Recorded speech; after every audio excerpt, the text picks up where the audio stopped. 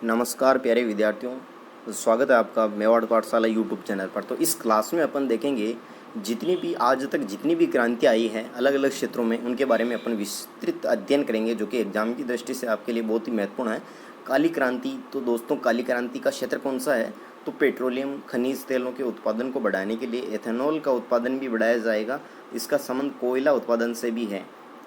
तथ्य: पेट्रोल में एथेनॉल को 10% मिलाकर, यानी पेट्रोल जो है उसमें एथेनॉल मिलाया जाएगा 10% और उससे बायोडीजल बनाया जाएगा। तो दोस्तों बायोडीजल का भी अलग से चल रहा है और उससे भी वाहन चल रहे हैं आजकल। सदाबहार क्रांति, सदाबहार क्रांति इसका क्षेत्र, इसका जो उद्देश्य है देश की जो मिट्टी को उन्नत बनाना है, यानी कि जो मिट्टी है उसको और उपजाऊ बनाना है, किसानों को लोन दिलाना है, रेन वाटर हार्वेस्टिंग यानी रेन वाटर, रेन यानी बरसात के पानी को हार्वेस्टिंग यानी कि उसको एकत्रित करने की जो विधि है उसको रेन वाटर हार्वेस्टिंग के नाम से जाना जाता है, एवं कृषि शोध को बढ़ाना है। और तथ्य: इसके माध्यम से देश को जो पूरी तरह खाद्यान्न में निर्भर बनाना है। भारत में सदाबहार क्रांति के जनक कौन है? सुश्री स्वामीनाथन है। इंद्रधनुषी क्रांति, तो इंद्रधनुषी क्रांति का क्षेत्र कौन सा है? इसमें हरित क्रांति, पीली क्रांति, नीली क्रांति, लाल क्रांति, गुलाबी क्रांति, भूरी क्रांति, धूसर क्रांति और अन्य सभी क्रांतियों को साथ लेकर चलने का लक्ष्य है। यानी कि इंद्रधनुष इसका इसलिए नाम रखा गया है क्योंकि दोस्तों इंद्रधनुष में 7 रंग दिखते हैं और इसमें भी 7 जो क्रांतियाँ हो चुकी हैं उनको साथ लेकर चलने की का लक्ष्य है इसमें। और तथ्य: जुलाई 2000 में जो है नई कृषि नीति को जो लागू किया गया, यानी कि कृषि नीति, नई जो किसानों की नीति है कृषि नीति, उसको कब लागू किया? तो सन 2000 के अंदर लागू किया गया है। इसी को इंद्रधनुषी क्रांति कहा गया है। गुलाबी क्रांति, गुलाबी क्रांति कहते हैं दोस्तों ये क्षेत्र जो है प्याज और झींगा मछली, झींगा जो मछली का प्रकार है उससे संबंधित है। और तथ्य: भारत विश्व का जो सबसे बड़ा झींगा मछली उत्पादक देश बन गया है। गुलाबी क्रांति से क्या हुआ कि भारत जो है विश्व का सबसे बड़ा झींगा जो मछली आती है वो सबसे ज़्यादा उत्पादन भारत करता है। भारत में गुलाबी क्रांति के जनक कौन है? तो दुर्गेश पटेल। सिल्वर क्रांति का क्षेत्र कौन सा है दोस्तों? भारत में जो अंडा उत्पादन और मुर्गियों की जो उत्पादकता बढ़ाने के लिए जो है सिल्वर क्रांति लाई गई है।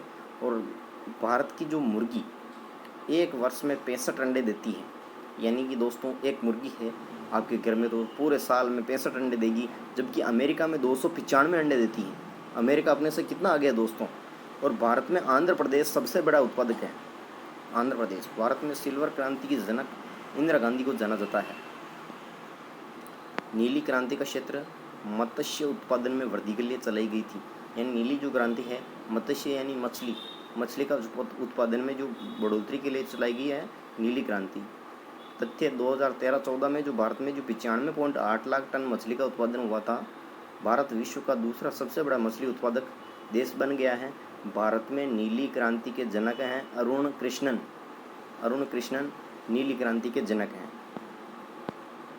सुनहरी क्रांति, सुनहरी क्रांति के जो क्षेत्र है इसका जो संबंध बागवानी, बागवानी दोस्तों बोलते हैं बाग बगीचे वाली जो फसलें होती हैं, फ्रूट वगैरह लगते हैं, सब्जियां वगैरह लगते हैं, उनको बागवानी उत्पादन में वृद्धि से हैं, जिसमें फल विशेषकर सेब का उत्पादन और इसे शहद उत्पादन से भी जोड़ा जाता है।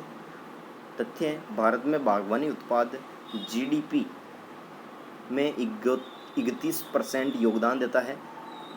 भारत सब्जी और फल उत्पादन में जो है विश्व में दूसरा स्थान रखता है। भारत में स्वर्णिम क्रांति के जनक कौन हैं? तो इस सुनहरी क्रांति के जनक हैं निरपक तू तेज। निरपक तू तेज सुनहरी क्रांति के जनक हैं। हरित क्रांति, इसका क्षेत्र खाद्यान्न उत्पादन से संबंधित थी और परिणाम क्या हुआ इसका? इसके कारण गेहूं और धान की जो पैदावार में अच्छी वृद्धि हुई थी। भारत में हरित क्रांति का जनक MS स्वामीनाथन को माना जाता है। MS स्वामीनाथन। श्वेत क्रांति, इसका क्षेत्र दूध के उत्पादन से संबंधित है और इसकी जो शुरुआत है 1964-65 में हुई, जिसे आगे ऑपरेशन फ्लड कहा गया है। दोस्तों ये क्वेश्चन एग्जाम में आता रहता है कि ऑपरेशन फ्लड किससे संबंधित है? श्वेत क्रांति से संबंधित है। और भारत में श्वेत क्रांति के जनक डॉक्टर वर्गीज कुरियन है।